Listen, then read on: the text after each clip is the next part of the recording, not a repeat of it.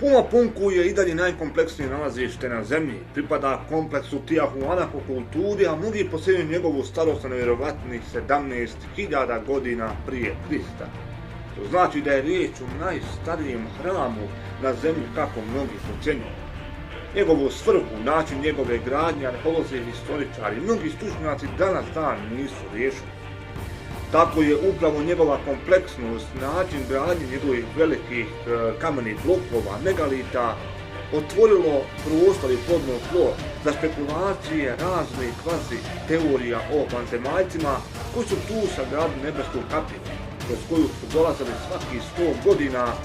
Ljudima su dali svo potrebno znanje, tehnologiju, navodne mašine, kako bi ovi sagradili kompleks Puma Punku, kako bi obožavali svoje tvorce nebeske bogove.